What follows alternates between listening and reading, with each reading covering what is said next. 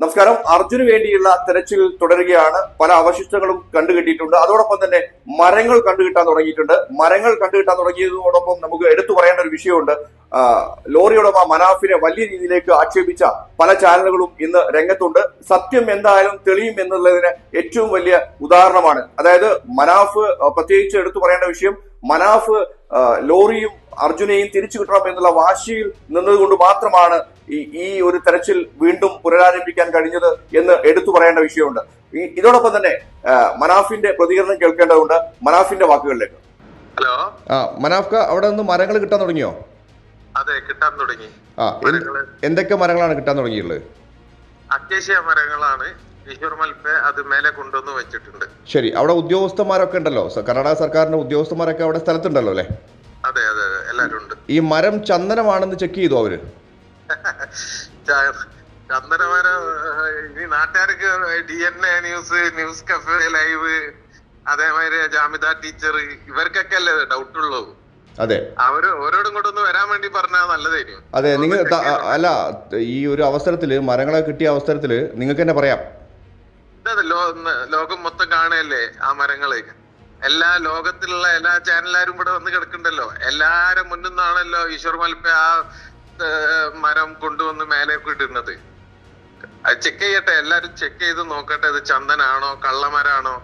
ഇതിനെ അതെ ഈ പറയുന്ന ആളുകളൊക്കെ ഒന്ന് ഇങ്ങോട്ട് വരികയാണെന്നുണ്ടെങ്കിൽ നല്ലതായിരിക്കും. നിങ്ങൾക്ക് തന്നെ വേണമെങ്കിൽ ഒരു കാര്യം ചെയ്യാം. നിങ്ങൾക്ക് തന്നെ അവരെ എക്സ്പെൻസ് അടക്കം വഹിച്ചിട്ട് നിങ്ങൾക്ക് വേണമെങ്കിൽ ഒന്ന് ഇൻവൈറ്റ് ചെയ്യാം അവരെ വേണമെങ്കിൽ.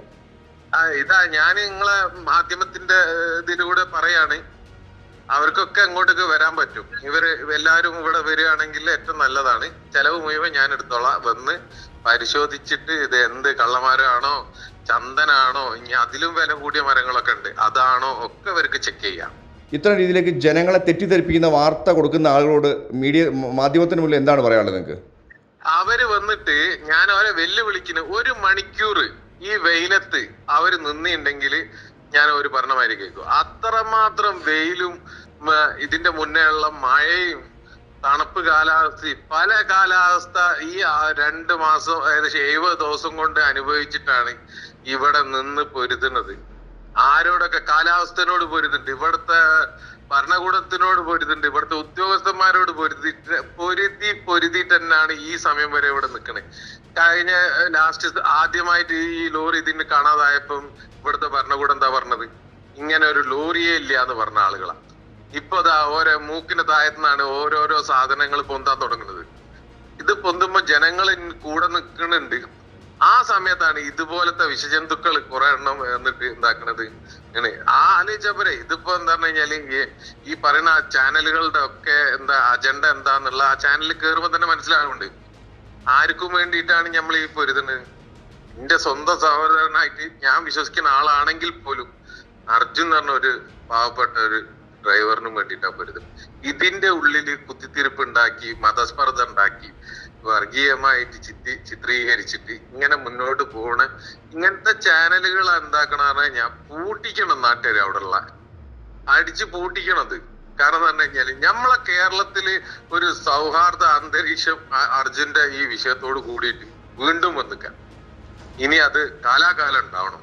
ഞാൻ ഇതിന്റെ മുമ്പും പലവട്ടം പറഞ്ഞ കാര്യമാണ്. ദുരന്ത സമയങ്ങളിൽ മാത്രം ഒരു എന്താ പറഞ്ഞു കഴിഞ്ഞാല് ഒരു ഒത്തൊരുമയും, അത് കഴിഞ്ഞാൽ വീണ്ടും ചേരി തിരിഞ്ഞിട്ട് പോരാടുന്ന ആ ഒരു കൾച്ചർ ഒഴിവാക്കിയിട്ട് ഇനി ആരാലും തകർക്കപ്പെടാത്ത ഒരു കൂട്ടി ഉറപ്പിച്ചിട്ടുള്ള ഒരു ദൃഢമായ ഒരു ബന്ധമായിരിക്കണം.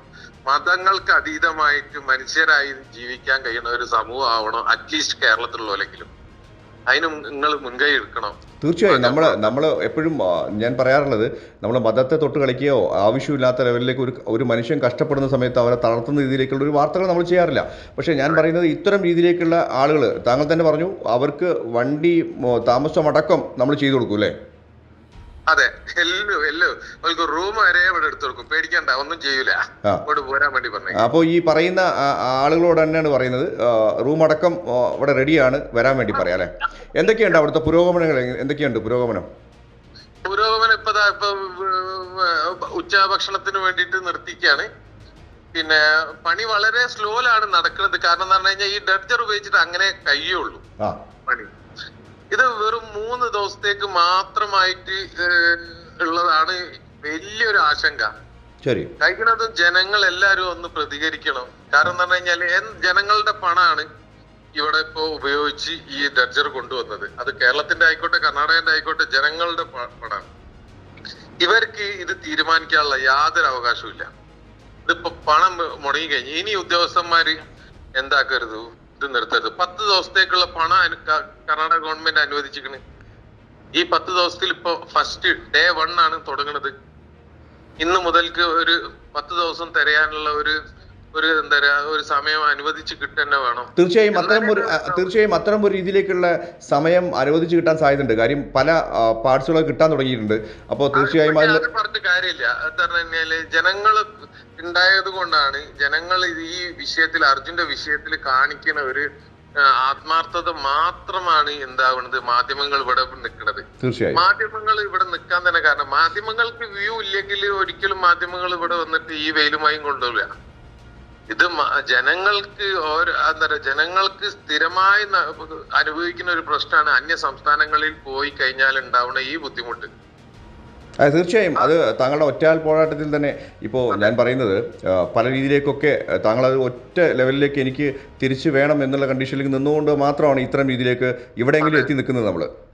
അതെ, ഇതിലൂടെ ഞാനടക്കമുള്ള ജനങ്ങൾ പഠിച്ചത് ഒരു സാധാരണക്കാരന് ഒരു വിഷയത്തിന് ഇറങ്ങി പുറപ്പെട്ട് കഴിഞ്ഞാൽ പലതും ചെയ്യാൻ കഴിയും എന്നുള്ളതിന്റെ ഏറ്റവും വലിയ ഉദാഹരണം. അത് എന്താ പറയാ ഞങ്ങളെ പോലെയുള്ള എല്ലാ മനുഷ്യന്മാരും കൂടി ഇതിന്റെ കൂടെ സഹകരിച്ച് അതിനു വേണ്ടിയിട്ട് പ്രയത്നിച്ചത് കാരണമാണ് എന്താവുന്നത് ഈ ഒരു വിഷയത്തിൽ ഒരു റിസൾട്ട് ഉണ്ടാക്കാൻ കഴിയുന്നത്.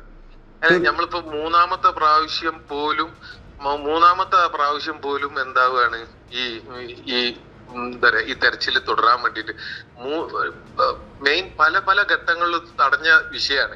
ഇതോട് കൂടിയിട്ട് ഇനി അർജുന്റെ വിഷയം മുന്നോട്ടേക്ക് പോകൂല എന്ന് പല ആളുകളും എഴുതി ഒപ്പിട്ട് കൊടുക്കുന്നതാണ് എന്താവുന്നത് വീണ്ടും തിരിച്ചിതിനെ തീർച്ചയായും പുതിയ അപ്ഡേറ്റ്സുമായിട്ട് ഭയങ്കര എഫേർട്ട് ഇട്ടിട്ടാണ് ഇത് ആവുന്നത്. തീർച്ചയായും താങ്കളുടെ ആ ഒരു കർത്തവ്യം നിറവേറ്റട്ടെ എന്നാണ് പറയുന്നത്. ചന്ദനത്തടിയാണ് എന്ന് പറയുന്ന ആളുകളോട് മനാഫ് എടുത്തു പറയുന്നത് നിങ്ങൾ ധൈര്യസമേതം ഇവിടെ വരണം. ഈ വാർത്ത വായിച്ച എല്ലാവരും, വ്യാജ വാർത്ത വായിച്ച എല്ലാവരും ഇവിടെ വരണം. ഇത് ചന്ദനമുട്ടിയാണോ സാധാരണ തടിയാണോ എന്ന് നിങ്ങൾ വിലയിരുത്തണം. അതിന്റെ എല്ലാ ചെലവും ഞാൻ വഹിക്കാമെന്നുള്ളതാണ്. അപ്പോ തീർച്ചയായും വീണ്ടും എടുത്തു പറയാണ്, സത്യങ്ങൾ തെളിയാൻ വലിയ സമയങ്ങൾ വേണ്ട. അത് പഴയ കാലം പോലെയല്ല. ഇപ്പോ പെട്ടെന്ന് തന്നെ സോഷ്യൽ മീഡിയ അത്രയേറെ സ്വാധീനം ചെലുത്തുന്ന ഈ സമയത്ത് 100% ഇത്തരം സംഭവങ്ങൾ സത്യങ്ങൾ പുറത്തു വരും എന്നുള്ളത് തന്നെയാണ്. നന്ദി, നമസ്കാരം.